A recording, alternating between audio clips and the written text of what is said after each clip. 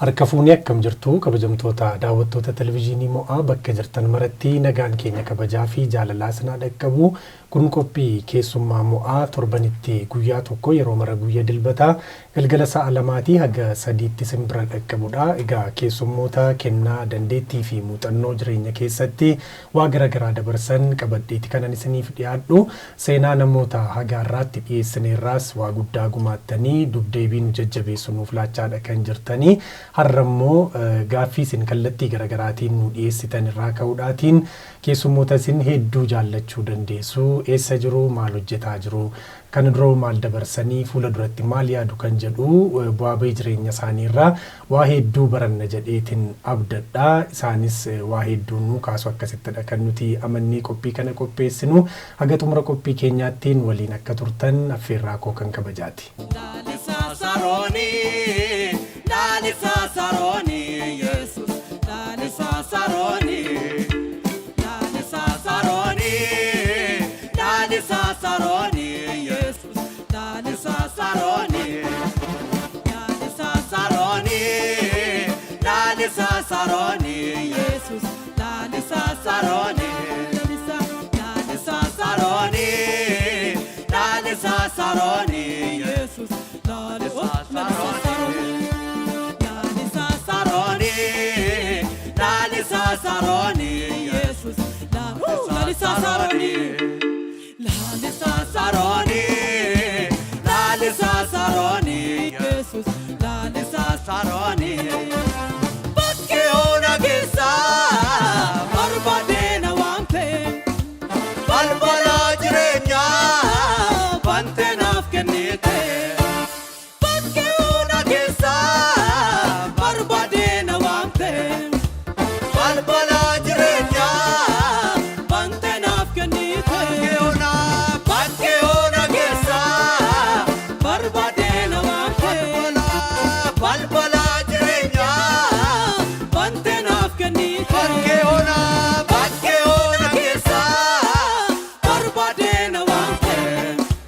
Balbala jirenya, bante nafkenite. Bakke ona gesa. Barbade na wampe, balbala jirenya, bante nafkenite. Oli nurga gete, fagoda na wame, gufta ko senan ko, se enare fawe. Oli nurga gete, fagoda na wame, gufta ko senan ko, se enare fawe. Haa ta'u baga nagaan dhuftanii jireenyaaf dammitoo egaa badaa of barsiisaa isiniin jechuu na barbaachisa jedhee yaadu garuu xiqqooma dabareedhaan daawwattoota keenya osoo dubbistanii natti tola. Tole waaqayyo guddaa sinaa eebbisu jenna galatoomaa isiniin jenna. Ani maqaan koo faarfattuu dammitoo Nubsaan jedhama. Kanan dhaladhee guddadhee godina Wallagga Lixaa aanaa mandii aanaa mana sibuudhiya Wallaggaa jechuudha. Achi keessatti dhaladhee guddadhe. Galatoomii dammitoo ulfaadhu jiroottaaf. Galatoomaan jedha. Ani immoo maqaan koo jireenyaa kabbadeen jedhama. Iddoon itti dhaladhe iddoo Calliyaa Kusaayee iddoo jedhamu lixa Wallaggaa. Umurii mucummaa kootti achi jiraadhee garuu kanan keessatti guddadhe immoo mandiittan guddadhe anis kana fakkaata. Mandiimatti ol bartanii? Mandiitti guddadhe achi egaa inni kun seenaa qaba akkatti mandiidhannee kaasuuf barbaachisa yoo ta'e isa nan kaasa. Nutti tola isumarraa jalqabna. Ani Calliyaa Kusaayeetti dhaladhee abbaan koo hojjetaa wangeelaa waan ta'anii fi hojii wangeelaatiifitu gara mandii deeman jechuudha maatiin koo. Achi umurii maxinnummaa kootiitti jechuudha gaaddoo dhaloota kootiitii kanan bahee innaa hojii wangeelaatii fi mandii keessaa naannoo Tulluu Lamii lafa jedhamurraa mooraa waldaa daakkoo keessa jiraachaa turre bara mucummaa kootiitti. Ergasii immoo naannoo waldaa Mandiisa Guddaa gibbii Sinoodii keessa jiraachaa turre. Achumaan dhumarratti achuma keessatu hin jiruun hosteela Mandii galee. Dammituun faas naannoon isaanii naannoo waldaa Mandii sanaadha. Waldaa Mandiisa Guddaa kana jechuudha. Innaa wal baruun keenyas achumatti jechuudha. Ani hosteela hin jiraa. Isaan immoo manni isaanii hosteela gararraadha. Gurmuu tokko keessa turre jechuudha. Itti fufee deemuun na barbaachisa yoo ta'e itti Waggaa meeqafaa dura jechuudha ijoollummaadhaan Kuni kuni kan nuun akka kanatti wal argine jalqabaa maatii miti keenya yoo walitti adeemu faaderiin isheef kan koo walitti adeemu jechuudha. Nuun immoo ijoollee isaa filma keessatti jechuudha. Bara 84 gara bara 83 84 baruma rivaayivaalii jalqabaa sana keessa jechuudha. Saafala keessatti waldaa Mandii keessatti ijaaramne achuma keessatti gurmuu tokko keessa turre jechuudha. Gurmuu sanaaf ani liiderii gurmuu sanaan ture yeroo dheeraa amma umurii gara teellanaatti iyyuu liiderii gurmuu sanaan ture. Maqaan gurmuu sanaa bara jalqabaa sana gurmuu jireenyaa jedhamee waamama waldaa Mandiitti beekamaa ture. Gurmuun sun ol qabatee guddate. Gurmuuma sana keessa waliin turre jechuudha dammituu wajjiniin ijoollummaa keenyaa kaane. Haalli sun egaa caalmaatti naaf dammituun walitti nu fidaa deeme. Isa akkatti tajaajilatti seenne yeroo qixxisaa barbaachisu achumatti dubbachuu wayyanatti fakkaata. Tole guddaa galatoomii jiroo dammituu gara keetti adeemuuti. Nu yaadachiisme ijoollummaa kee akkamitti ol baratanii akka jireenyaan jedhutti 83 jechuun waggaa 31 irraa jechuudha. Tajaajila keessatti eegamtanii jireenya gaa'ilaa keessatti eegamtanii waggaa amma kanaa ol lakkoofsisuun hedduu namatti tola waan ta'eef maal yaadatta akkaataa ol bartee keessanii? Bareedaadha. Jalqabumaa kaasee ani manuma waaqayyoo keessatti afaan baranne barumsa sanbataa isa jedhamu irraa kaafne amma dhannee nama gahaa taanutti gurmuu xixinnooti kaafne saafilaa kaafne giddugaleessaa kaasee amma gurmuu guguddaatti achuma keessatti afaan barre manuma waaqayyoo keessatti jechuudha. Deebi'eessa ijoollummaa kosii yaadachiisuu fi manuma waaqayyoo keessatti afaan barre achuma keessatti baraa faarfachaa guddanne jireenyaa wajjinis akkuma nama jedhe mataa ishee irraa kaaseera. Abbaa koo aarii keenyaa ture inni ijoollummaa keenyaan gaafa tajaajilu abbaa koo aarii isa jedhamu sana ta'ee nu geggeessaa ture. Kana yaadadha achuma keessatti ol barree. Mi'a ta'u waan baay'ee isaa booda kaasaa deemna maaliif namni illee baruun barbaada seenaan akkasii namatti tola waan ta'eef waliin tajaajiluu adda baatanii yeroon eegaltan tuma kwaarii keessa jirtanudha moo waggaa dheeraa boodaadhaan?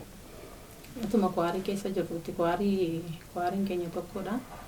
Waan nama dhibu ijoolleen saafilli gaafa gara ga'eeyyii ta'aa dhufanii gurmuu irra guguddaatti dabalamu. Akka carraa ta'ee gurmuun koof gurmuun jireenyaa achumatti guddatan gurmuu tokko ta'anii guddatanii gurmuu irra gurguddaatti dabalamne isaan keessaa nun gurmuu caa jedhamna. Anaaf jireenyaan achuma keessa otoo jirru tajaajila waliin jalqabne jechuudha. Baanee isa qofaatti tajaajiluu jalqabne tajaajiluma sana keessaa achuma keessaa baanee jechuudha. Achuma keessaa gara tajaajila isa waliin itti dabarre achuma keessatu faarfannu jechuudha. Yaadee isaa akkatti dhufe hin dhabu waan ta'eef jiroo gaafadhume akkamitti dhufe yaade sun jiru? Akka inni itti dhufe kanaan dura miidiyaa tokko irratti gaafatamne ilaalleerra TV fayyinaa irratti namoota achirratti dhaggeeffatan irra deddeebii itti ta'uu danda'a garuu asitti immoo ibsuun nu barbaachisa ammas. Ani dhageenya waan ta'eef. Seenaan sun akka inni itti walii wajjiniin tajaajiluun kun akka itti dhufe nu keessa anaafitu waldaa daakkoo kan jedhamu Mandiiti jechuudha. Warra rivaayivaalii sana sagantaan guddaan achi keessatti kan ture. Bara jalqabaa sana jechuudha. achirrattitu anaaf sagantaan naaf kenname akkam faarfadhuuf. Sooloo jechuudha. Anaaf gaafa naa kennamu biraadariin koo Baabboo kan jedhamu immoo Ayirarraatii dhufee achi jira. Akka carraa ta'e innis gitaara taphata, anis gitaara nan taphadha. Sagantaa manaa kenname kana anaaf inni waliin naaf kenname garuu ani immoo walii wajjiniin inni achii dhufee akka keessummaatti gitaaraan walii wajjiniin faarfachuu barbaanne anaaf inni. Anaaf biraadariin koo jechuudha. Innaa tokkoffaa hidhammituun gurmuuma keessatti nan beeka sababii ta'eef sagalee bareedaa qabdi. Lammaffaa immoo silumaayyuu addumaan immoo maatii isaanii akka maatiitti walii wajjiniin dabarsaa turre sababii ta'eef mana isaanii keessatti durumaa faarfannaa walii wajjiniin shaakallaa gitaarri waldaa natti kenname illee an achiin kaadha jechuun hosteela keessatti haalli isaa rakkisaa waan ta'eef achi kaadhe yeroo baay'inaan naqee achitti faarfannaa shaakallaa raayyoo hojjetames maaliif wantoota akkasii turaniiru. Gaafa sagantaan sun naa kennamu dammitu wajjiniin faarfadhu jedhan utuu hin taane Baabboo wajjinis utuu hin taane ani akkasin godhe gitaaraan ani finno wajjiniin faarfachuu waan hawwineefi dammituun immoo daftarii nuu qabdee nutti dabalamtee immoo sagaleen shamarraniis immoo nuun dhiira lama erga taane sagaleen shamarraniis gidduutti hin barbaachisamoo waan ta'eef isheen immoo daftarii nuu qabdee akka isheen wajjiniin faarfattuufitu carraa akkasii mijeessine waluma wajjin abbaan tokko koordii yoo taphatee abbaan tokko immoo funaanota jechuudha. Gitaara akkasittiin isheen immoo gidduu keenya dhaabattee daftariis nuu qabaa walumaan sadii taane waldaa sana keessatti faarfannaa faarfanne. Gaafuma nuun baanee faarfannu sana bakka garaan namootaa baay'eetti rukutame tajaajila nuun guyyaa sana laanneen. Ittuma fufee qorannoo wangeelaatu nabsiisaanii amaaruu mana luba Tafarii Moosisaa achitti qorannoo guddaatu ture. Qorannoo wangeelaa akka waldaa Makaana Yesuusitti qaamni kee adibeen jiru qorannoo sana keessaa. Maanguddoonni waldaa, luboonni, wangeelaawwiin, tajaajiltoonni, faarfattoonni qorannoo cimaadha. Innaa achi keessatti siin hirmaanna waan ta'eef achi deebinee gaafa jennu immoo achirrattis nuu faarfadhaa jedhanii gaafa nuu jedhan biraadariin koo irratti deebi'a. Ammoo ishee wajjiniin qorannoo sana keessa kan jiru tokko amma hakiimiidha nagamteerra jira Yoonaasa Baatee kan jedhamu. Innis faarfannaa hojjeta gurmuuma tokko wajjinis wajjinuma guddanne. Isas qorannooma sana keessaa ofitti daballee sadii taanee walii wajjiniin faarfannaa qorannoo sana irratti dhiyeessuu jalqabne. Achittis baay'ee nu jaallatan. Nuuni egaa waanuma achitti qorannu keessaatu qorannoo sana duukaa ergaa waan qorannu sana keessaatu faarfannaa hojjenne duukaa isaa dhiyeessina jechuudha achirratti. Hin faarfannaa deddeebiidhaan utuu faarfannu guyyaa tokko inni wayiin danqabee nu wajjiniin shaakalee garuu nu biraa hafe. Anaaf dammituutu ba'ee faarfate. Yeroo kan biraa ammas carraa biraa irratti akkuma kananni nu biraa hafe. Yeroo lammaffaa akkuma sana nu biraa hafe. Isa booda maal argine waldaa Mandii keessatti isa dhiisanii sagantaa guyyaa waldaa Mandii irratti jireenyaa pilaas dammituu jedhanii sagantaa dargaggootaa kan guyyaa irratti sagantaa nu baasan baanee faarfanne. Isa booddee luboonnis iddoo garaagaraa kennaa qulqulluu gaafa kennuu deemanii luboonni muraasa waan ta'aniif guyyaa jimaataa baasin deemu guyyaa adda addaa deemu nu fudhatanii waldootii adda addaa nu qabatanii deemuu jalqaban duukaama deemnee faarfachuutti kaane. Wanti kun numa cimee itti fufee bara sana konfireensii waamuun iyyuu badaa hin jiru gaa. Wanta akkasii badaa hin shaakalamne reefuu wanta akkasii jalqabuutti deemamaa jira. Namoonni ittuma fufanii konfireensii nu waamaa deemuu jalqaban. Isas deemuuma jalqabne. Utuma hedduu tajaajilli sun babal'achaa dhufee egaa nus immoo waan hojjennutti cimaa dhufne ergaa faarfannaa dammituun illee dur kan hin qopheessine isheenis na dhoksitee qopheessuu jalqabdee ishee harkaa fuudhee harkatti ilaalee akkatti isaan surdii godhan akkatti qajeelchanii maal waan hundumaa harkatti ilaalee yoo isheen asmaachii hojjette ani immoo lakkoofsa isaas itti hojjedhee bira taa'ee walii wajjiniin hojjennee qajeelchinee booddee isheen qofaama ishee of dandeessee waan jajjabaa hojjettee bakka natti fiduu jalqabdee na mataa anis hojjedhee nan dhiyeessaa isheenis hojjettee dhiyeessiti yeroo itti waliin teenyee qopheessinus qabna jechuudha gaasa kana booddee babal'achaa dhufee waaqayyos nu gargaaraa dhufee isa yeroo sanaas nuun waliin tajaajila dheeraa tajaajiluuf turre miti yaadii keenya waama guyyaa sanaaf ture yaadii keenya garuu wantichi didee idda cimsachaa deeme booda immoo ammas kaasetii hojjechuuf immoo ammas nuun sagantaa walii wajjin hin qabnu hundaa'uun maaltu ture ani kaasetiin hojjetadha jedhee kaasetiin sun illee wannoodhumaaf seenaadhaaf na jalaa bade malee gitaaraan faarfannaa hojjedhee warra na ajjaban keessaa dammitu itti dabaladheen ture namooti kan biraanis jiru shamarran kan biraanis dhiirri biraanis jiru gitaaraan hojjedhee qopheeffadheen ture egaa isaan surdiitti dhiyaata bara sana waan ta'eef sinoodesiitti dhiyeeffachuuf jechuudha garuu dubbicha attam ta'ee riibee dhufe sana bira darbeetu iddoo ta'e irratti dhufanii warri sinoodesii nu argan waldaa Culussa jedhamu eebba waldaa Culussaa jira baadiyyaa keessa sinoodesii irraa qees Baguree Dhaabaa fi luba olaanaa Wayyeessaa achitti dhufanii utuu akka kanatti tajaajiluu nu arganii isaaniin gaafa sana bakka lapheema isaaniitu rukutamee maan qabachuu dadhaban yeroo nuun baanee faarfannu ijoollee faarfannaan kun kan keessanii jedhanii na qabatanii baanan sagantaa moobsuu dadhabanii qeesiin qees olaanaan na qabatanii faarfannaan kun kan keessanii jedhan naani bakka na mari'achiisanii asii gaafa deebinu wanti kuni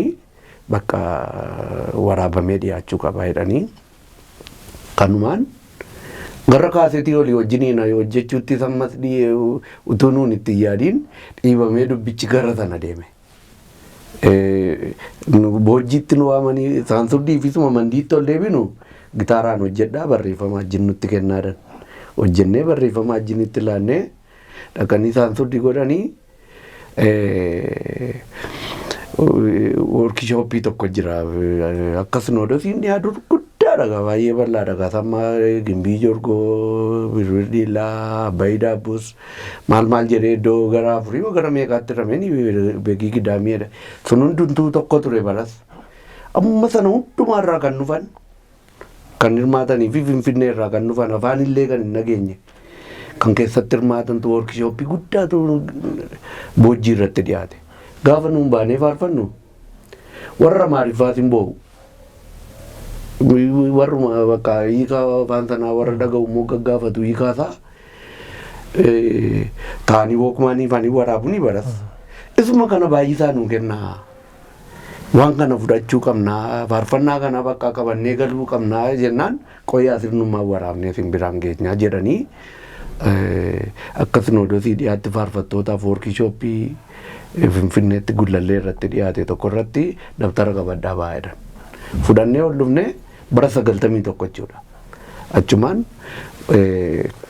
faarfannaa keenya nuuf hojjetan kanaan kaaseetiinis itti fufne jechuudha warra amma immoo luboota warra naannoo irra darbee amma warra sinoodesiitu nu qabatee deemu immoo jalqabe lafa faffagoo warra akka gidaamii fa'aa beegii fa'aa asoosaa fa'aa isaan hundi immoo amma immoo kan warra sanaatutuma jiru kan warra kanaa immoo nu qabatanii callumannee naanna'uu jalqabne immoo yeroo sana keessa gaa tajaajilaan akka baraarraa kana guutuutu hin taane akka birqiitti ilaalama tajaajilaan bara sana mitiire innaa akka sanatti adeemuu jalqabne tajaajilli keenya achumaan babal'ate egaa dubbiin keenya dura akka maatiitti jiraannus immoo amma toora kan biraa jijjiirratee dhufuu jalqabe egaa yaadi keessa keenyatti jirus gara sanatti guddachaa dhufee ilaalchi namootaa yaadi namoota biraa dhufus utuu akkas ta'e jarri kun utuu gargar hin ba'an ta'e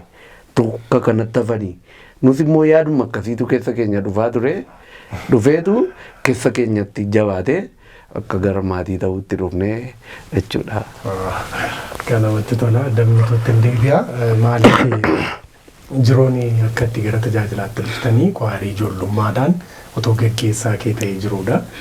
Wajjin tajaajiluun egaa ayyaanatu wal isin barbaachise hagas mara rakkoon qabu.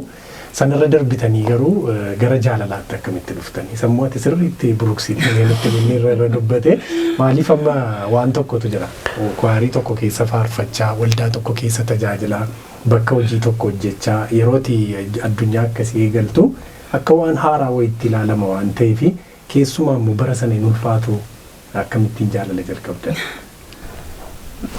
Gaariidha. Akkuma itti kanatti galle.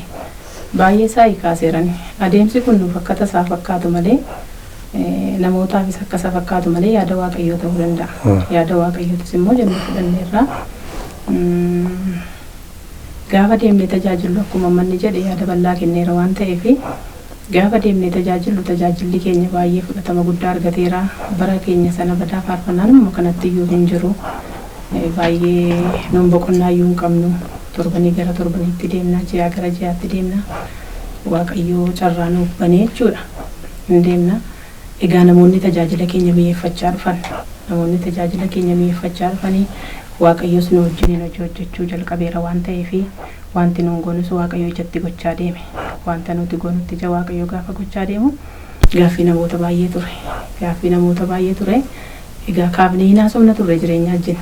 Yoo akka kanatti itti fufuu baarii maal taasa jedhamu kaafnee waliin hin mari'anna turre gaafa deemnu namas immoo sodaanna turre tarii ijoolleen kun kanaaf walitti dhufanii nuun jedhu isa jedhamus sodaan akkasiis keessa keenya jira turen sodaanna isa kanas garuu immoo dhiibbatee dhufee yaada waaqayyootu hin taane yaada namaatu galma ga'aa jechuudha. Nuun akka namummaatti sodaanneerra maaliif silumayyuu ijoolleen kun kanaaf walitti dhufanii nuun jedhu isa jedhamu keessa keenyatti sodaa guddaa qabna. Waaqayyootuma nu wajjin hojjetu jechuudha. Garuu yaanni namoota biraa nuuf dhufus keessa namaatti jabaachaa deema miti wanti tokko immoo keessa keenyas bulaa deeme keessa keenyattis jabaachaa deeme egaa yaada waaqayyoo ta'uunsaa sanaan nuuf gale waan ta'eef sodaa tokko malee kanatti galle jechuudha. Akka kanatti itti dhufne jaalaluma waaqayyooti. Waggaa meeqa jechuudha? Erga waggaa meeqa waliin faarfattan? Moo daftanii mana battaluma moo turtan? Waggaa dheeraa waliin faarfanne kaasetti 88 natti fakkaata kan nuti waliin jalqabne 1988 natti fakkaata isa booda kaasettii tokkoffaa walitti nufin olii wajjin hojjenne lammaffaanis akka kana kaasettii sadaffaa irratti 95 sadaffaan isa booddeedha. Sadaffaan isa booddee dhufee jechuudha. Yeroo dheeraa erga waliin tajaajillee booddee gara gaa'ilaatti dhufne jechuudha. Baay'ee nama hawwata dhugaa dubbachuuf waan namatti toludha. Akka kanatti eenyuyyuu yaadu waggaa amma kana erga waliin faarfattanii waggaa amma kana immoo jireenyaan dabarsitan jedhee namni yaadu har'a yeroo laalamtanii fuulli keessan ganaadha ammayyuu waan ta'eef dhuguma yaada waaqayyoodha hundisaayyuu hedduu namatti tola. Tarii jiroon akka miidhaa bu'aa isaatu immoo miidhaa isaatu caala laata. Bu'aa bahin ture akkamiin yaadattu walii wajjin tajaajiluu keessatti sanarra darbitanii immoo wal jaallattanii jaalalaan deebitanii gaa'ilatti dhuftanii ijoollee godhattaniittu waan baay'ee dabarsitan isinii dubbatameen nan beeka sa'a qabnu keessatti garuu bu'aa bahi ture akkamittiin yaadattu bu'aa isaatu caala moo miidhaa isaatu caala? Walii wajjin tajaajiluu waan jedhamu kanatti isuma gara jalqabaa tanatu gaa'ilan dhaabbatiin fuulduraa kaaseen achi as fidata xiqqoo ishee gaa'ilatu dhaabbatiin fuula dura walii wajjin deemanii tajaajiluun suni inni rakkoo gurguddaa qaba. Sababiin isaa dhiirri tokkoof shamarreen tokko walii wajjiniin lafa dheeraa deemanii walii wajjiniin tajaajiluuni kuni eeggannoo guddaas qaba. Nama baay'eettis maqaan maxxanfameera. Nama baay'eettis waaqayyoof galanna ta'u nuun egaa sana jalaa waaqayyoo bilisa nu baaseera. Maqaamti gadheen nus amma danda'amaa ta'e eeggannoo gochuun nurra jiru kamiin iyyuu gooneerra. Eeggannoo nurra jiru gochuun nurra jiru kamiin gooneerra waaqayyos nu gargaareera. Eeggannoos immoo qabna baay'ee maqaa keenyaaf baay'ee eegganna akkuma sagalee waaqayyoo jedhu maqaa gaarii urgooftuu gaarii irra caalaa jedha mitiire. Maqaan namaa takkaa baanaan hin deebi'u waan ta'eef karaa kamiin iyyuu maqaan keenya akka hin tuqamneef baay'ee eeggannoo cimaa goona nuun karaa keenya jechuudha. Waan gurguddaatu hin taane waan xixiqqoo irraa kaane eeggannaan keenya amma waan xixiqqootti eeggannaa guddaa godhanna turre. Akkan yoo waan xinnoon ka'e tajaajila keenyaaf illee gufuu guddaa nu duwwaaf immoo hin taane nu dudduubaan kan kaaniif illee gufuu guddaa taa'ennee waa'ee aannuu fi namootaafis fakkeenya ta'uu waan barbaannuuf maqaa waaqayyoos nurratti akka hin arrabsamnee fi sana keessatti eeggannoo guddaa godhannee darbinee egaa yeroon sun yeroo rakkisaadha jechuudha. Yeroon tajaajila gaa'ila fuulduraa jechuu kooti. Gaa'ila booddee immoo silas akkaataa ittiin tajaajila kee geggeeffattuuf akkaataa ittiin mana kee geggeeffattu sanarratti ati ofii kee adjust of gochuudha malee inni isa booddee maqaa biraan qabu rakkina biraan qabu. Tajaajila keessatti anaan egaa walii wajjiniin tajaajiluu bu'aa bayii jireenyaa fayyadamu kana bu'aa bayiin jireenyaa bara jalqabaa sana waan baay'eedha. Kana kaasuuf dhugaadhumatti dubbachuuf yoo ta'e barri sun bara gatii baasuuti bara aarsaa ta'anii bara karaa baasuuti barri sun malee isaati. Har'a waldaa keessatti faasilitii baay'ee jira miti tajaajilumaaf gaafa dhattuyyuu haaluma waldaa keessaa irraa jalqabee waldaa keessatti meeshaa itti fayyadamtu irraa kaatee saawundi siistemii irraa kaatee qabaa waldaan sii godhu lafa nyaataatti dhugaatiitti iddoo ciisicha keetiitti waan hundumaatti ammas duukaa bu'anii waan jedhumni yeroo sana tokkoffaa geejjibis karaanis akka bara kanaa miti qabeetta baadiyyaa kana yeroo adeemamu karaanis akka irraan jiru miillaan deemsa sa'aatii 5-6 deemtee yeroo itti tajaajiltutu jira. Yeroo dhattu immoo iddoon ciisicha keetii sammarra ispoonjii iyyuu filatanii iddoo iyyuu bakka iyyuu filatanii ciisan kanatu hin taane waldaama keessa fa'aa citaamti fa'aa sii hafamee kooddiroon sii hafamee waan akkasiirra ciiftaa. Nyaata immoo akkuma waa'ee tajaajilaa durumaa barumsa isaa akka itti fudhannettis tajaajilaan jedha bara keenya keessa gaabaanti nuun barre tajaajilaan waan itti kennan nyaatee waan ittiin jedhan baatee kan jedhamudha leenjii nuun fudhanne siluma sababii ta'eef waanuma nuu kennan waanuma arganne nyaanne iddoo nuu kennan bullee lafa nu teessisan teenyee akkasittiin namoota booji'aa dhufne malee isaati mi'aama tajaajilaayyuu. Mi'aamti tajaajilaayyuu bara sana keessa baay'ee beekamaa miti jechuun irraa jalaan baramaa dhufe malee isaati. Barri sun bara waldaa kiristiyaanaa guddisuudhaaf hundumtuu namni waa'ee hafuuraa waa'ee rivaayivaalii namni isaaf galee karaa jiru hundumaatiin baratti qabsaa'uudha malee isaati. Barri isaa baratti egaa faasilitiin guutuu miti jechuudha. Kanaafi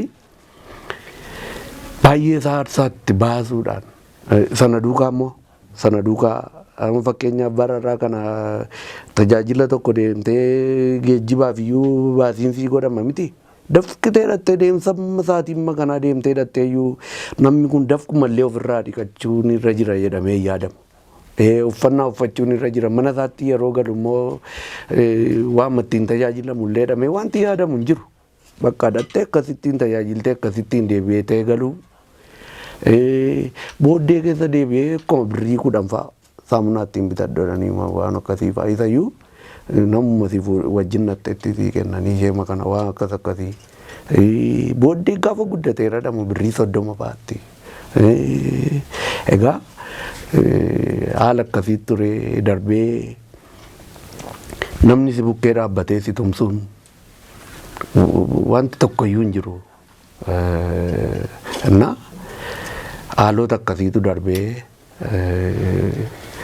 egaa sana keessatti egaa ba'aan jireenya ofii jiranii kan mataa ofii sana wallaansoo qabaadhuma sun immoo waamicha waaqayyooti waan ta'eef isas lafa kaa'uu waan hin dandeenyee fi sana samma waaqayyoo nu gargaare egaa baanee dhufnee amma immoo gaa'ilatti erga dhufnee immoo ammas inni kun carraadha jedheen carraa waaqayyoo nuuf kenneedha nuuni miidhama isaatu hin taane bu'aa isaati kan nuun beennu maaliif miidhama isaa nutti mul'atu siin jedha namoonni warri kan biraan fakkeenyaaf yoo abbaa manaatu ofii isaati tajaajila ba'ee ta'e yookiin mana keessaa rakkinni uumamee ta'eega yoo immoo isheetu deema yoo ta'es yookiin mana biraa rakkinni uumamee deemaa yookiin karaa ishee rakkinni uumamee dhufa sababii ta'eefi nuuni amma mucaa mageenya fooyyeetullee reefuu yeroo tokko tokko nu biraa yoo hafe malee inni iyyuu amma ammaatti nuun waldaa kamiyyoo dhanne iyyuu amma ammaatti muuziqaa amma nuun isa taphachiifanna kakuu mucaa keenya isaan gafaa muuziqaadhaan amma isatu nu deeggera lafa deemnutti kunoo barana waldaa araaraa dhannee turre achitti nu deeggereera waldaa ifa fayyinaa faayyuu jechuun amma kamiittiyyuu iddoo garaagaraa yeroo dhannus inni muuziqaa nu taphachuudhaan durii baatamee nu duukaa deemaa ture amma immoo gaafa faarfannu muuziqaadhaan isatu nu deeggera mucaan isheen xinnoon immoo amma ammaatti nu biraan hafiin jirti kan nu duukaa jechuun waan nurraa baratan waan nurraa ilaalan qabu sababii ta'e mana keenya keessatti rakkinni dhalateen manatti nu eegu hin jiru. Waliin deemna waan ta'eef garuu wanti inni gaafatu waan cimaa tokko gaafatan inni waa'een waliin tajaajiluu kun tokko ta'uu gaafata akka tajaajila dhuunfaa nammoo ofii mataatii shaantaasaa fudhatee lukka'ee mana keessaa ba'uu miti kan keenya kun eeggannoo qaba maaliif yaadni kee tokko ta'uu turrara maaliif dura waaqayyoo dhaabbatta waan ta'eef tokkummaa kee sirriitti eeggachuu qabdaa. Inni tokko of eeggatee inni tokko of eeggachuu yoo dhiise rakkoo qaba sababii ta'eef yaadni kee waliif qulqullaa'uu jaalalli gidduu keetii tokkummaa gidduu keetti eeggachuun baay'ee barbaachisa jechaadha. Nama tokko duwwaatu hin taane hundumtuu tajaajila sana walii wajjin tajaajiluuf eeggannaa godhata jechuudha. Anis eeggannaan godha anis tajaajila koof isheenis eeggannaa gooti.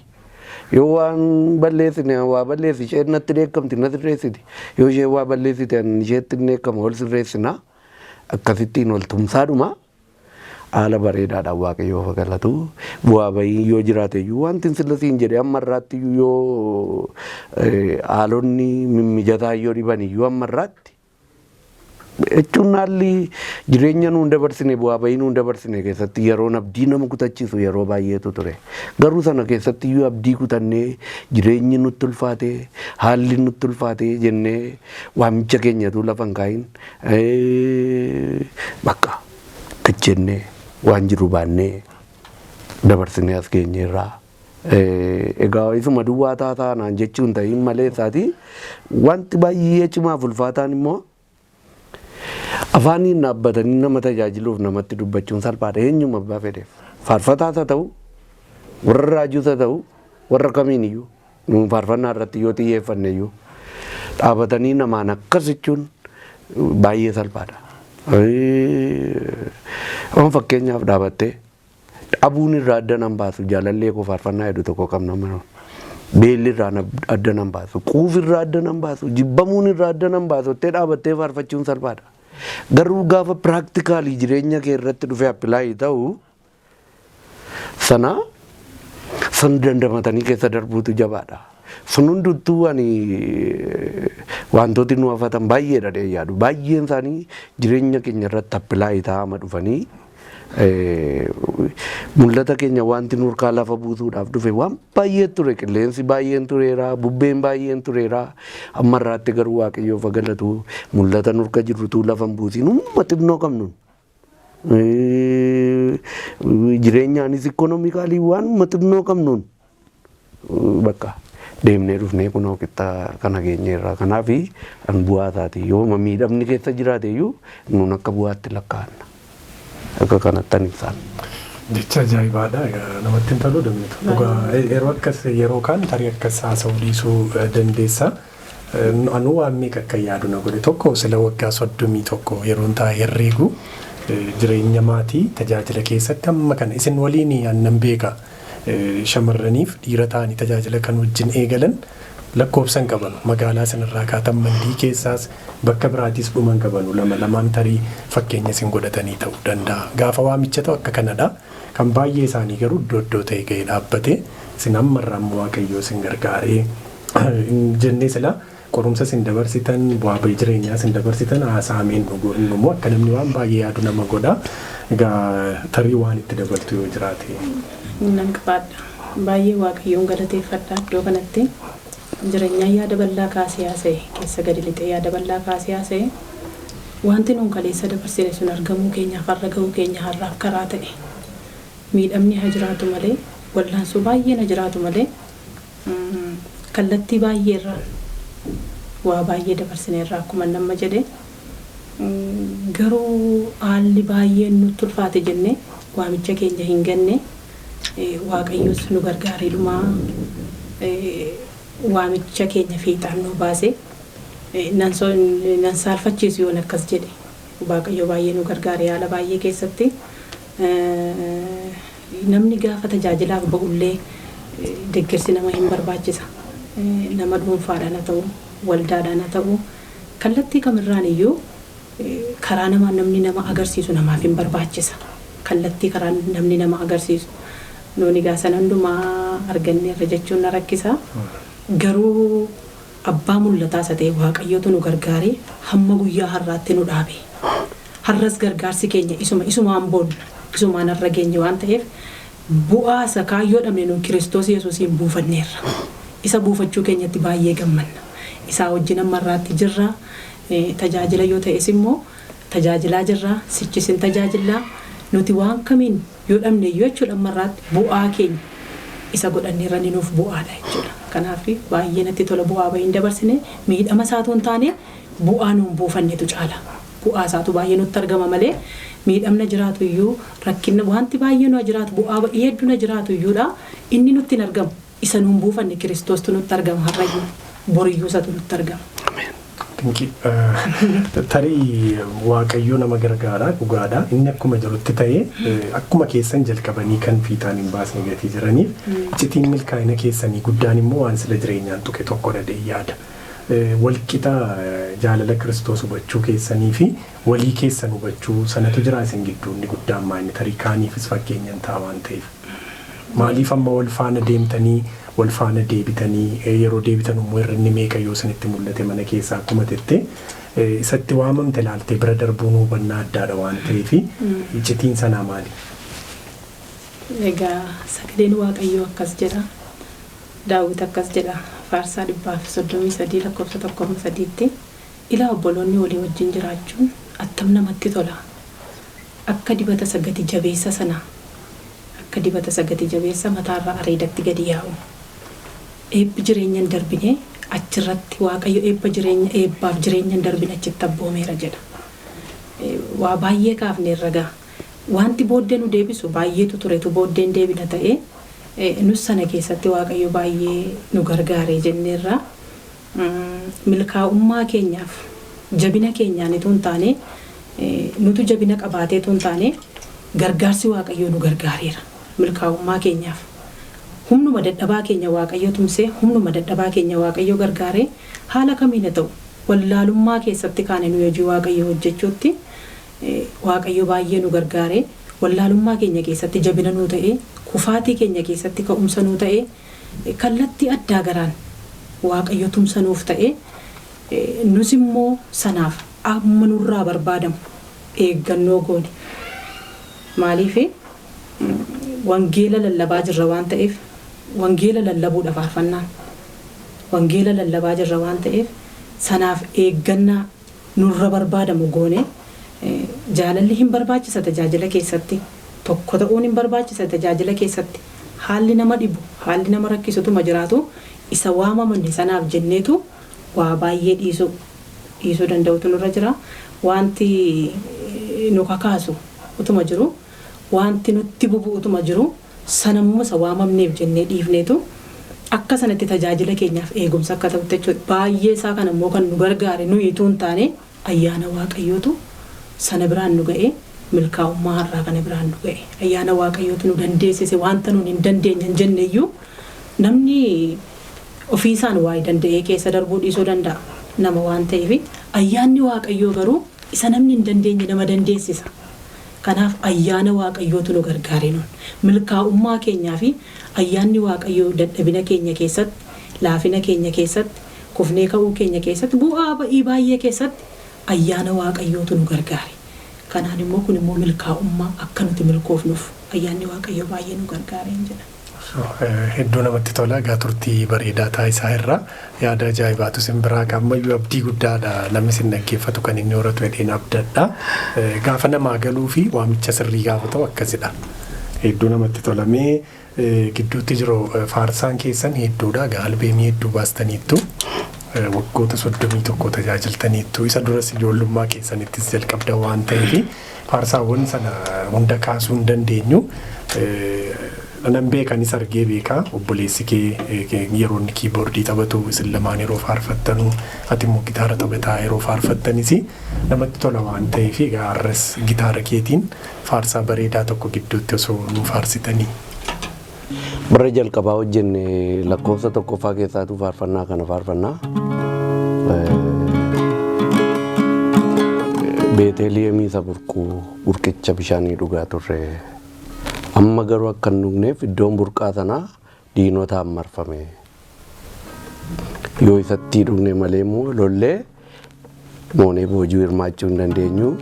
Meerree gootiin nu keessaa kan diina tamsaasu burqicha budduqsee fidee dheebuudhaan du'uuf kan jedhan kan obaasu kan jedhu faarfannaa kana faarfanna lakkoofsa tokkoffaa keenya keessaa.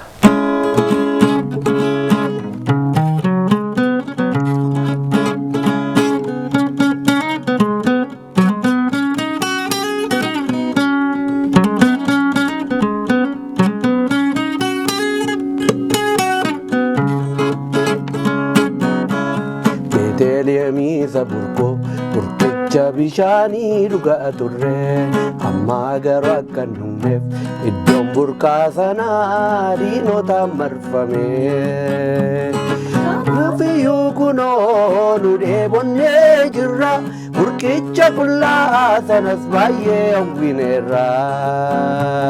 Yoo isatti dhugne malee moonee boojuu hirmaachuu hin dandeenyu. Boojuu hirmaachuu hin dandeenyu. Meerree gootii nu keessaa kan diina tamsaasu burqicha budduqsee fidee dheebuudhaan du'uuf kan jedhan kan obaasu. Meerree gootii nu keessaa kan diina tamsaasu burqicha budduqsee fidee dheebuudhaan du'uuf kan jedhan kan obaasu. Isa burqicha bishaanii dhugaa turre amma garuu akka hin dhugneef iddoon burqaa sanaa diinotaan marfame.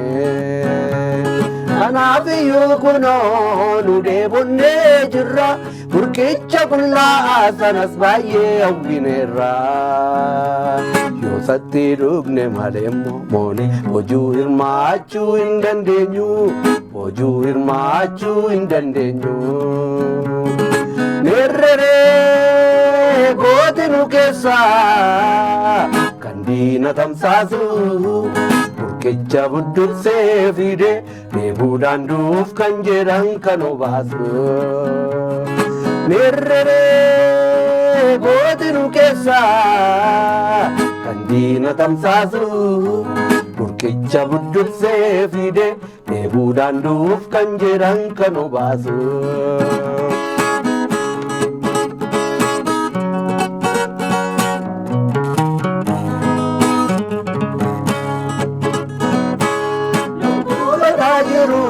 Garansaa kan gaddu of kuusachuu dhiisee aarsaa kan of godhu. Diinas lolee moo'ee boojuu kan hirmaatu eenyu daree gootii kan ofii saalaatu. Wantu badaa jiruuf garaansaa kan gaddu of kuusachuu dhiisee haadsaa kan of godhu. Diinas lolee moo'ee boojuu kan hirmaatu eenyu daree gootii kan ofii saalaatu. Beeteleemii saburkoo burqicha bishaanii dhugaa turre amma garuu akka hin dhugneef iddoon burqaa sanaa diinotaan marfame.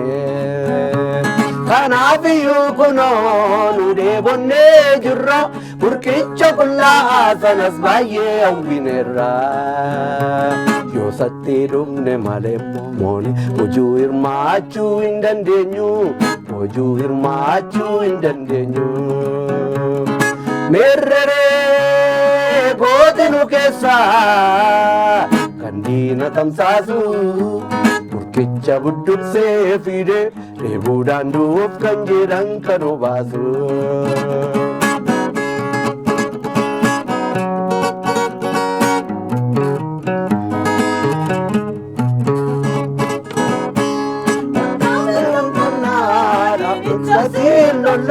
Humna gargaarsa moo goofticha kadhannaa.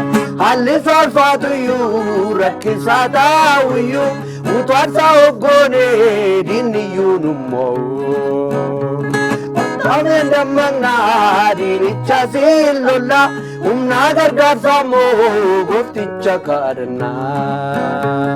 Haalli salphaatuyyuu rakkisaa taa'uyyuu utaalsaa of goonee diinniyyuu nu moo'u.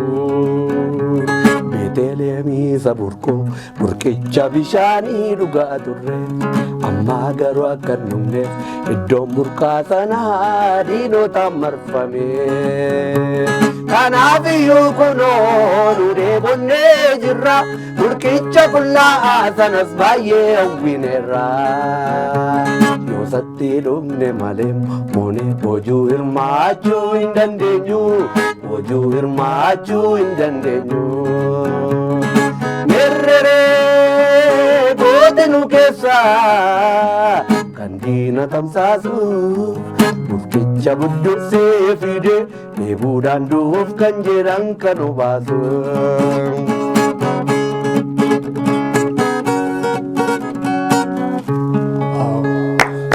Akkana bareechisa fi namni isinitti eebbifama. Haasaan keessaniyyuu ittuma osoo nama raru. Duris yeroon taa'ee isin ilaalu carraa argadhe yeroo baay'ee isin irraa tajaajilamee beeka. Dhuguma sabni mimmaaniin taa'ee isin dhaggeeffata. Anis miira yeroo sanaan yaadadha. Har'as waan baay'ee akka yaadu na gootanii. Kunumtuu icitiinsaa maa'inni namni lama namni saala garaagaraa lama isayyuu waan hedduudhaan dhiiradha shamarranidha. Garuu sagaleen keessan akkana wal simatee walii wajjin teessanii baastumoo abbabbaatu baasee fiddanii wajjin qayyabattumoo keessumaa erga gara gaa'ilaa dhuftanii humna kadhannaa akkana fidemoo maalidha? Inni jalqabaayi kennaadha. Kennaadha. Waaqayyo gaafa waamicha tokko nama waamu kennaa namaa kenna. Akkuma sila dammituun dubbatte kana waan namni barbaadee ofii isaatiif mijeeffatu utuu hin taane waanuma jechuun shaakalli bara keessaa jira miti amma waan baay'ee namni waan shaakalu qaba waa'ee sagalee fi sanayyuu utuu hin taane maaliif sun barbaachisaadha itti nana mana san garuu haa ta'uyyuu malee wantichi kennaadha. Waaqayyo erga walii wajjiniin nu barbaade waan nama lama wal duukaa dhaabuudhaaf ta'u Waaqayyo kennuu qaba. Kanaaf dammituun akka walii wajjiniin dhaabannee tajaajillu erga barbaade Waaqayyo akka sagaleen keenya tokko ta'uuf illee jalqabumaa kaasee waan mijeessee qaba jechuudha. Waaqayyo nuun shaakalli keenya guddatee minisa kanas muuxannoo amti nuun qabnu cimaa baay'ee cimaa ta'eetu hin taane dhugaadhuma gaaffii atammanaaf dhiyeessite kana bakkeettiyyuu namni na gaafata. Ani taa'ee hirmaadhee akkamittiin sagaleen keessan kun wal duukaa akka kanatti gargari soon bahu jedhee namni na gaggaafatu hin jiraata. Kun jabina kan keenya iyyuu miti. Egaa kennaama Waaqayyo nuu kenneedha. Isumatu nu waame waan ta'eef akkuma waamicha akka kanatti nu waameef walii wajjin inni akka qindaa'uufis waaqayyoomatu godhe faarfannaa sila xinnootu keen ture. Nuun mataatti qopheessina. Numa qopheessina. Anis nan qopheessa. Waan an qopheesse immoo na shaakalchiisa. Isheenis numa qopheessiti. Waan qopheessite na shaakalchiifti. Shaakala dheeraayyuu nuun gaafatu. Numa dafnee olii galla. Aadaa waan nu rakkisu hin qabnu.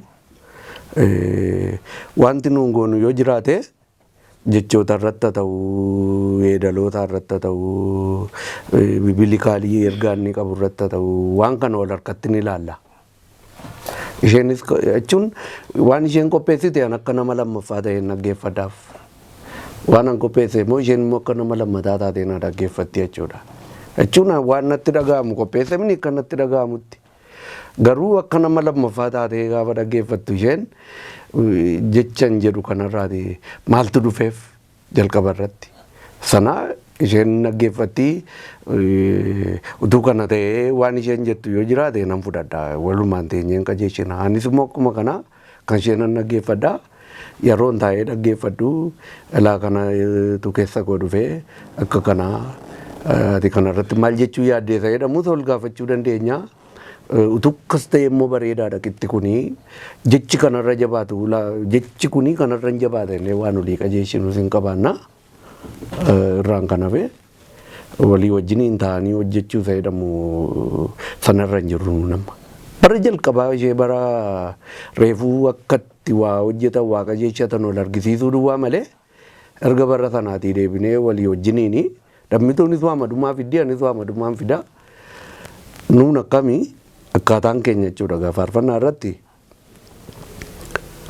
Fakkeenyaaf namni tokko lallaba yeroo qopheessu wangeela yeroo taa'ee qoratu jechuudha. Maaltu gara isaa dhufa? Akkatti lallabantu keessa isaa dhufa. Mata duree namni lallabaa jiru yeroo dhaggeeffatu inni immoo daayirekshinii biraarraa akkatti barsiisuutu isaaf dhufa isa qajeelchatan nimini. Nuunis immoo akkuma kana yeroo teenyee waa qorannu sagalee waaqayyoo gaafa qorannu akka bifa lallabaaf ta'uttis inuma qophoofna nuun kamiin jechuudha.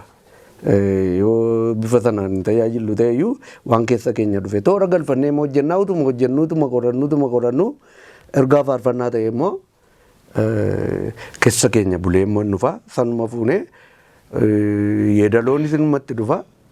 Sanuma hojjennaa haala kanaatiin qindeessina darbee nuun amma gaafa tajaajila deemnus eessattuu amala gatteenyee namarraa tajaajilamuu qabna. Kuni keessumaa namoota kan biraafis barbaachisaadha waan ta'eef nan dubbadha. Tajaajilaan tajaajilennaan kan ofiisaatii tajaajilennaan gattaa'ee kan namaan dhaggeeffatu. Ofiisaaf tajaajilaan bahee yookiin qilleensa fudhannaa ta'uu maal haa ta'u kan nama kan biraa taa'ee dhaggeeffachuu namalli isaan jiru. Nuuni mucummaa keenyaa jalqabnee iyyuu wanti nuun shaakalle yoo jiraate ofii tajaajillees gatteenyee kan namaa immoo dhaggeeffanna sababii ta'eef sanarraa iyyuu immoo ergaan nuu dhufa sanarraas waan barreessina jechuudha. Achumattis teenyee yookiin immoo yeroo sanaaf barsiisuma isaa toora galfannee yoo barreeffanne iyyuu booddee immoo sanumarraa immoo isuma inni barsiise sanatti immoo itti daballee gaafa godhannee qorachuutti kaanu abbabbaan waa masaaf galechuudha. Isheenis akka isheef galeetti akkanaa galeetti gaafa qorachuutti kaanu waan biraa baatee dhufaa jechuudha. Gaanni kun bifa akkasiiti malee waliin teenye hojjechuun miti waan ta'a. Waliin shaakaluu garuu qabna. Yaada dinqiidha. Gara keetta deebi'uu dammatuun hagam maal beemaa hagamii hojjettanii amma immoo maal yaadaa jirtu maal hojjetaa jirtu sagan? Ammaatti albeemii hojjennee jirra. Shanaffaa immoo jalqabnee jirra. Gara fuula duraatti faarfannaan nuti albeemii kenninee jirra. Kanaan dura xinnoo turreerra nuti. Xinnoo turreerra faarfannaa nama lakkoofsaaf hojjennee turre. Egaa wanti nuti xinnoo ishirraa turre immoo kun akkuma beekamaadha. Amma haalli bara har'aa faarfannaan bara har'aa durii kaasettiidha kan hojjetamu. Kaasettiitu hojjetamee baay'ifamee gurgurama.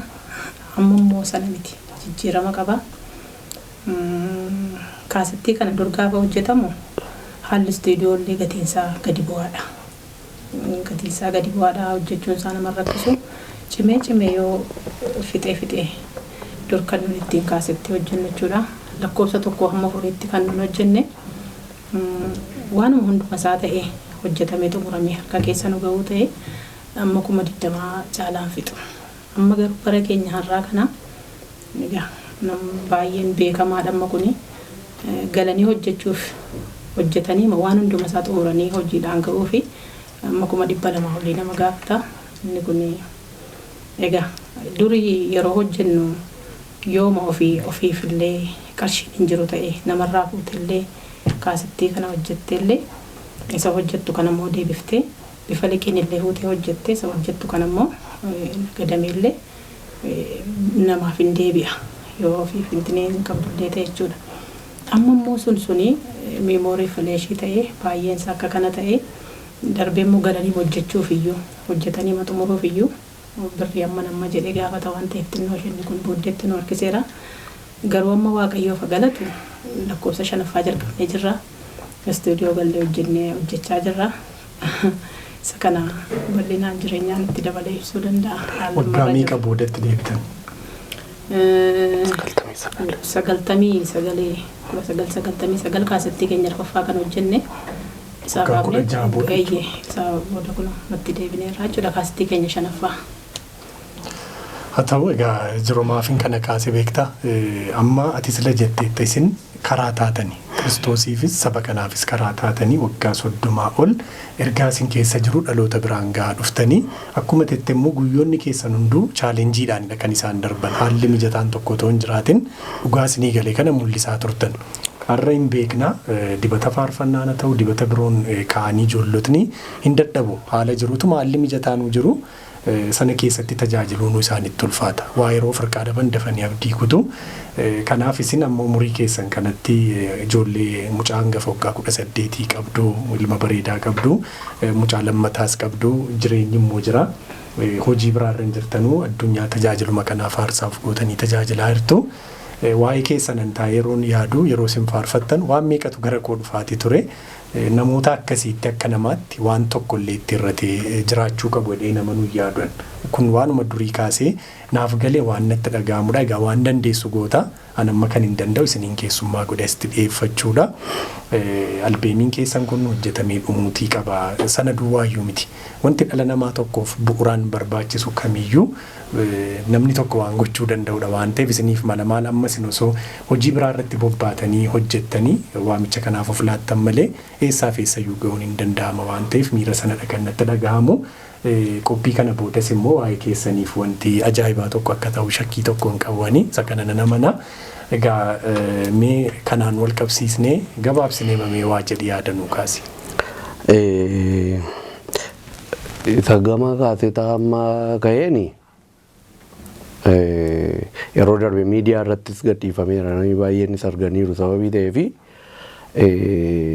san akka jalqabnuuf iyyuu bu'uura kan nu ta'e nama Waaqayyoo bara kana keessa kaasee Raajiin Masarat tumsa nuuf godhanii waan isaan tumsa nuuf godhan kanaan jalqabbii isaa kanatti seenne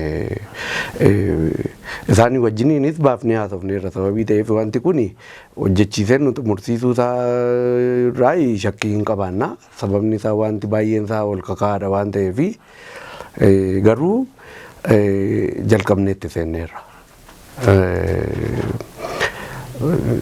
Kanaaf isa kana yoo Waaqayyo nu gargaare inni kun yeroo baay'ee tutturu keessatti utuu hin taane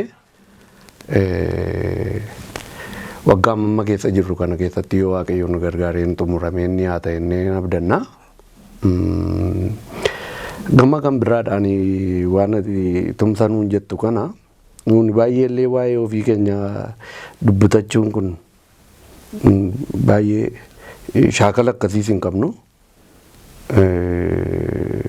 Shaakalli nuun dabarsines shaakala akkasii miti sababii ta'eef xiqqoo afaanitti nu qaqqabata. Garuu haa ta'uyyuu malee baafnee dubbachuun nurra yoo diiteeyilii waan hundumaa Nun diteelii namni samma nun diteelii ma kee abaafnee cirree haa ta'uuf nutti nu eeguun isarra hin jiru.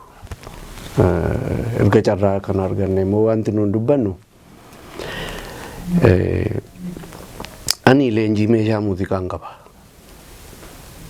Maqaan Yesuus Seminaarii Jaaz Muuziqiitti waggaa 3 fi 2000 bara 2002 hanga 2004tti leenjii fudhadhee egaa ammaa kanayyuu kanumti nuun ittiin egaa jireenya kana sochoofnu humni ishee xiqqoo taatuyyuu malee isheedhumaan sochoosaa jirraan. Gooda mandii yeroo turre samma Adaamaa dhufne kanas haaluma akkasii jalqabbii xixiqqoorra hirama Adaamaatti erga gallee. Anis mana leenjii xiqqoo baneen jira.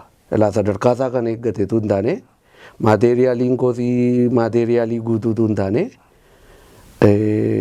kunis waama jireenya fooyya'aa nama jiraachisutu hin taane gaalaa. Haalli jireenyaa magaalaa keeyaa magaalaa gurguddaa keessaa jabaadha. Kanaaf an waan biraa yaada'utu hin taane hojii kan biraas suuqii nagaduu nigdii kan biraa waan kan biraatu hin taane wantuma nuyi jalqabbii ishee lafa keenya jirru kana utuu karaan ittiin maateeriyaalii gahaa arganne tajaajila keenya kan akka umurii keenyaatti utuu baandiidhaan sochoonee tajaajille iyyuu nutti waan guddatu miti. Haalumti isaa haalli mijataan hin turre innee kaafneerra malee isaati nama baandii mataa isaatii qabaachuun iyyuu irra turedha. Kanaaf yoo maateeriyaaliin kara waan akka meeshaalee muuziqaa ittiin leenjisuufis amma sadarkaa baandiitti iyyuu ofii keenyaafis baanee ittiin tajaajiluufis lammaffaa ittiin barsiifna waan ta'eef ittiin dhaloota mana waaqayyoo keessatti qarraa namoota mana waaqayyoof hojjetan ittiin oomishna sababii ta'eefi lammaffaa ofii keenyaaf immoo ittiin baanee tajaajilla sababii ta'eef sadaffaa immoo biddeen irraa arganna waan ta'eefi waan hundumaayyuu of keessatti hammatee waan jiruufi kanarratti maateeriyaaliidhaanis haa ta'u qarshiidhaanis haa ta'u namni nu bukkee dhaabbatee kan nu deeggaree hojii harka keenya keessa jiru amma nuuni amala nama eeggachuu durumaayyuu hin beeknu socho'aa amas geenya. Ammas immoo garuu humna guutuudhaan sochoonee akka hojjennee harka guutuu galfannee jireenyuma bareedaa akka jiraannuuf yoo namni keessa isaatti dhagahamee nu deeggaru yoo jiraate kana akka nu deeggaran hin barbaanna. Garbee mucaamti keenya kun hojii istuudiyoo jalqabbii bareedaa irra jira, jalqabbii miidhagaa waan xinnoo jalqabnee jirra kanuma mataa keenyaa jechuudha. Kanaaf inni kunis maal yaadneeti gara fuulduraatti nuun lammaffaa tumsas nama gaafachuu hin barbaannu gara fuulduraa keessatti. Gaafannees hin beeknu kunoo isa jalqabaaf amma nuun ifa fayyinaa irratti gaafa baanees waan tokko tumsa nama waan biraa hin jenne nuun. Haasa akkasii haasabuunis badaa mala keenya miti waan ta'eef istuudiyoo xiqqoo jechuudha jalqabbii maxiqnoo irra kan jiru sanas jalqabneerra waan ta'eef kunillee istuudiyoo bakka ofiisaa of danda'e ta'ee tokkoffaa faarfattoota akka keenyaa dhufanii keessatti kan hojjetatan. Nus immoo istuudiyoo namaarra naannofnee kunoo birrii isaa cimee gatii isaa tol ka'ee innee yaaddoo keessattuu hin galiin kan uummataa keenyaa keessatti yeroo yerootti hojjenne bakka muuxannoon isaa jira sababii ta'eefi kunoo ijoollee sitti guddifachaa irra sababii ta'eefi kan mataa keenyaa keessatti ergaa keessa keenya jiru baay'eedha bakka bahee hin baane malee isa nuun kaasitti itti hojjenneetu hin taane iyyuu isa nuun baannu caala. Waan mimmiidhagaa nuun keessumaa kaasetiidhaan hojjennee waan mimmiidhagaa dhiyeessuu dandeenya waan ta'eef yeroo yerootti utuu hin eegin akka kanaan duraa baduu nutuu hin nufiin yeroo yerootti waan miidhagaa hojjennee akka dhiyeessinuu fi namoonni maateeriyaalii nuun qabnu kana akka nu waama sadarkaa isaa eeggatetti ceesifannuuf kanarratti innaa deeggarsa nu godhanii isa kaan hojjennee nuyyuu hin jiraannedha yaada. Egaa kana yeroo hennu namni ikoonoomikaalii fayyeenaan waan baay'een isaa fayyaa ta'a. Amma nuun magaalaa guddaa keessa jirra, mana mataa keenyaa keessa jirra miti, manallee kireeffannee Adaamaa keessa warri jiranis hin beeku sababii ta'eef manni kiraayiin cimaadha. baay'ee ulfaataadha.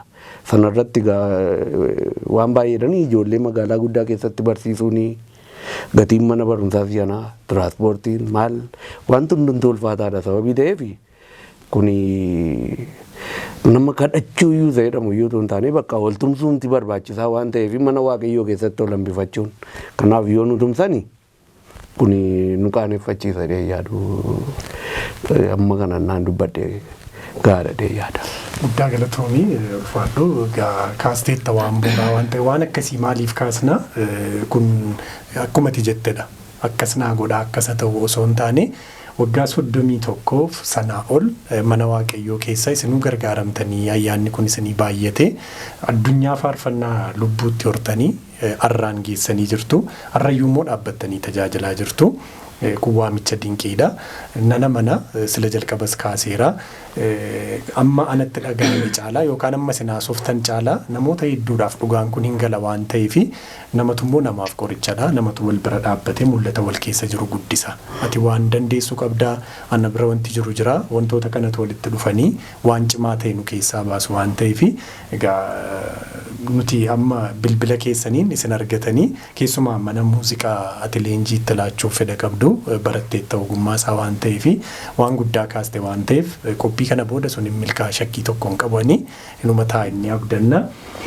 Dhuma irratti hafinnootii dammituun tarii dhaloonni isinirraa waan guddaa barata waan ta'eef ijoollota shamarranii tajaajilan ta'uu mana waaqayyoo keessa kan hin jirres ta'uutii malu dargaggootaaf umuriyoon si ol kan jiraniifis maal jettanii akka dhaamsaatti maal dhaamta? Tole. Akka dhaamsaatti waan ani jechuu barbaadu dhaloonni har'a bara keenya har'aa kana jiranii waaqayyoon sodaachuu qabu. Tajaajiltoonni bara keenya har'aa keessumaa namoota baay'eetu waaqayyoo bakka faca'anii jirachuuf hin danda'amu. Waaqayyo addunyaa keenyaaf kan inni kenne namoonni baay'eetu jiru. Kallattii kamirraan iyyuu waaqayyo nutti waakkanne baay'eetu jiru. Dhaloonni kun itti fufee adeemuudhaaf dhaloonni kun darbee adeemuudhaaf mul'ata sarka jiru guddifachuudhaaf akkas jedha dubbii waaqayyo. Waaqayyoon sodaadhu abboommii isaa seegii xumurri dubbii dhageenye kanumaa jedha. Lafa amma irra jiru irratti dhaloonni waaqayyoon sodaachuu qaba. Haasaa baraa ta'uu danda'a gaafa teenya akkasitti taasifnu ani waaqayyoon nan sodaadha jechuu danda'a namni garuu dirqama keenyan dubbanna. Har'as waaqayyoon sodaachuun dirqama nama kamirra jirudha tajaajilaa kamirra jirudha. Waaqayyoon sodaadhu abboommii isaa seegii xumurri dubbii dhageenyeesuma kanaadha jedha. Namni waaqayyoon sodaatu hidda gadi fageeffata lafa qabata hin dhaala malee hin dhaalamu. Dhaloonni waaqayyoon sodaachaa hojjetan hin dhaalu. Haalli dhufee darbu haalli baraa hin qabu booddeetti hin gotatu tarkaanfiitti itti fufsiisa. Waaqayyoon sodaachuun jireenyaaf eebba namaaf dabala. Lafa nama qabachiisa hidda lafa gadi nama fageeffachiisa dubbii isaa irratti jechuudha. Kanaaf dhaloonni bara keenya har'aa kana keessa jiranii waaqayyoon akka sodaatan waaqayyoon sodaachaa akka hojjetan eebba guddaadha. Waaqayyoon sodaachuun jireenya caalu waaqayyoon sodaachuu keessa jiraan jedha. Jireenya caalu wanti baay'eensaa wanti nuun har'a biyya lafaa irratti ilaallu baay'eensaa hin darba. Eebbi guddaan garuu waaqayyoon sodaachuu keessa garuu hidda fi gadi fageeffachuutu jira. Lafa qabachuutu jira, tarkaanfachuutu jira, dibata fi bal'isanii guddifachuutu jira waan ta'eef dhaloonni bara keenya keessa jiran kuni birmadummaa guddaa nuuf kenneera waaqayyo. Bilisummaa guddaa nuuf kenneera waaqayyo. Akka dhaabannee tajaajilluuf barri keenya bara tajaajilaaf bara ari'atamaa miti. Bara birmadummaa guddaan jiru.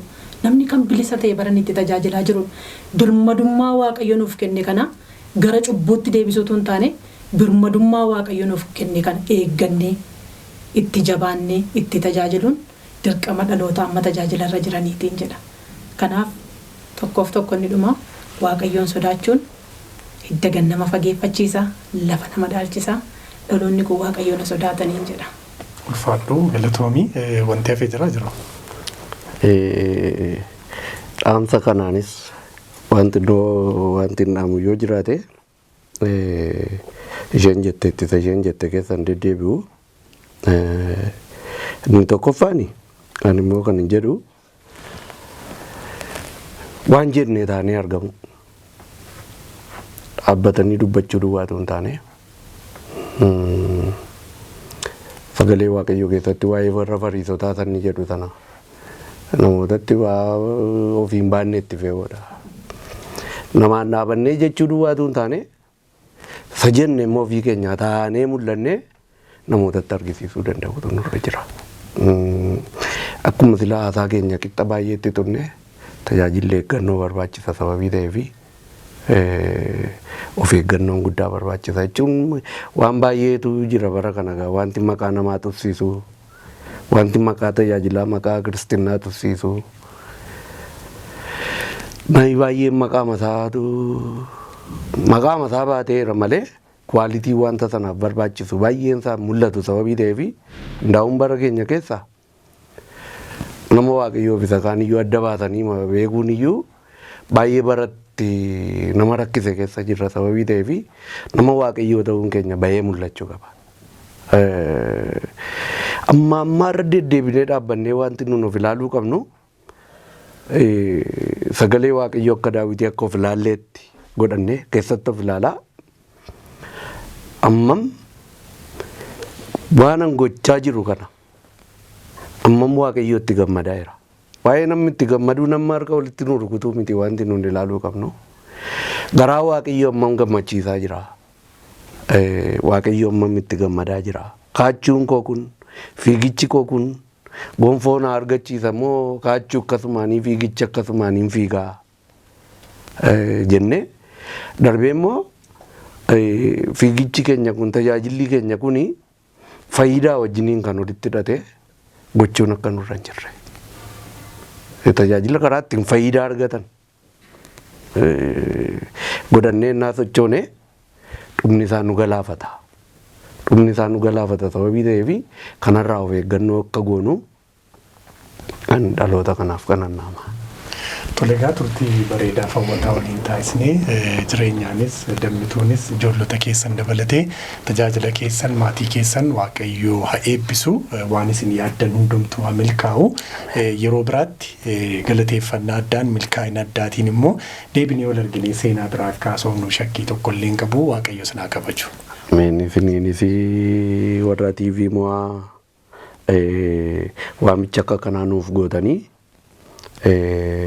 iddoo kanarratti yaada keenya akka ibsannu dhalootaafis ergaa dabarsuun nurra jiru akka dabarsinuu fi keessummaa keessan nu godhattanii afeerraa kana waan nu gootanii fi baay'ee galatoomaa isiniin jenna. Thank you. Egaan kabajamtoota daawwattoota televizyiinii mo'aa turtii qophii keessummaa mo'aatiin faarfataa jireenyaa fi faarfattuu dammituu waliitiin taasisnerraa waa guddaa akkasiin gumaattan shakkii tokkollee hin qabnu yaadotaa fi akka gaaffiitti ammoo wantoota nuti asitti kaasneef illee deebii hatattamaa akkasiin laattanii abjuu isaanii dhugoomsitanis shakkii tokko hin qabnu waan filattanii nu hordoftaniif galanni keenya guddaadha. Surraa ishee dhibbisaa fi dirree haaraa dabbabeen gama ogummaa kaameraatiin nu waliin turtii taasisaniiti jiru. Qopheessaan qophichaan Efreem Malkaamuutiin ture. Haga torbee keessummaa birootiin deebinee wal agarrutti nagaan.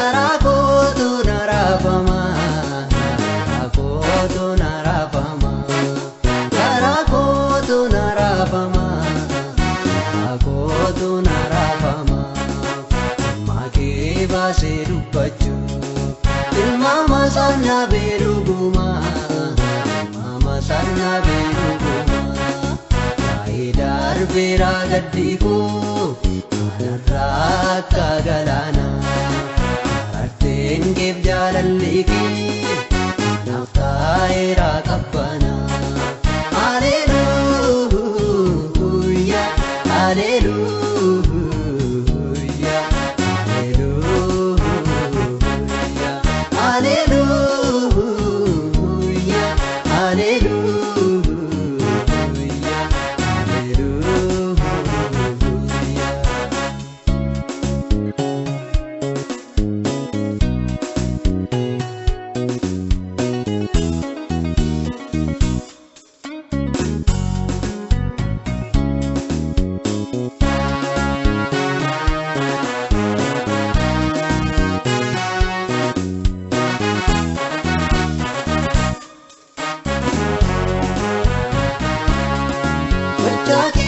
kamiin dubbadde saganfaan garaa jabaadha hunduu garaa koona raasa kamtuu madaalitti ruudha gooftaa koona maasiin qabu waan gaariin tokkoon irraatu irraafaa qabaata malee toosaa formaan eeggatu manni isaa sundaan guutuudha isaan saasiin irraatu manni isaa sundaan guutuudha isaan saasiin irraatu jaakee yemmuu yaadadhu garaa kootu na raafama garaa kootu na raafama garaa kootu na raafama garaa kootu na raafama makee baasee dubbachuu Mama sana beruguma